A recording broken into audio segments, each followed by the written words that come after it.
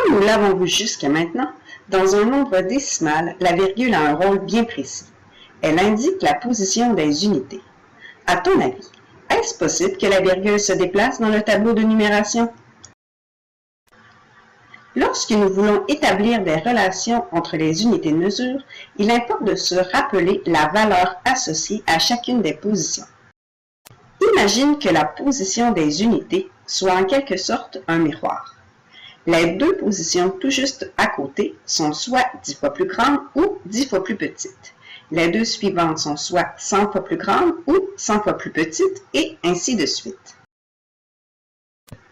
Imaginons que tu doives mesurer la hauteur du classeur de ton enseignant.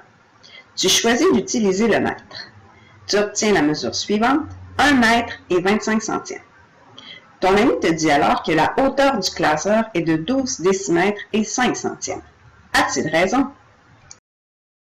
Lorsque tu as mesuré la hauteur du classeur, tu as utilisé 1 mètre, 2 réglettes oranges donc 2 décimètres et 5 réglettes blanches donc 5 centimètres.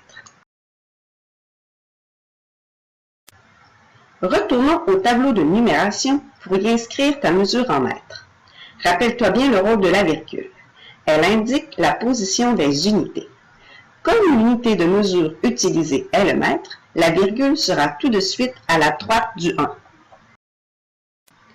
Pour sa part, pour mesurer la hauteur du classeur, ton ami a utilisé 12 réglettes oranges, donc 12 décimètres, et 5 réglettes blanches, donc 5 centimètres. Ton ami a donc utilisé une unité de mesure autre que la tienne, le décimètre. Comme la virgule doit être placée à droite du chiffre à la position de l'unité utilisée, elle doit être après le 2, qui est à la position des décimètres. On obtient donc la mesure 12 décimètres et 5 centièmes. Les deux mesures sont donc équivalentes. La différence est que le décimètre utilisé par ton ami est 10 fois plus petit que ton mètre. Il en faut donc 10 fois plus pour obtenir la mesure de la hauteur du classeur.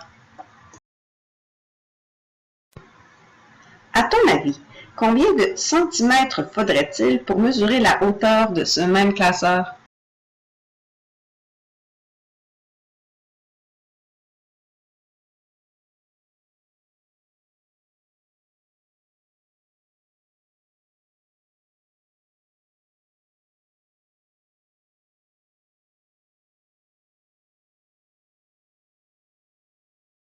Created using Powtoon.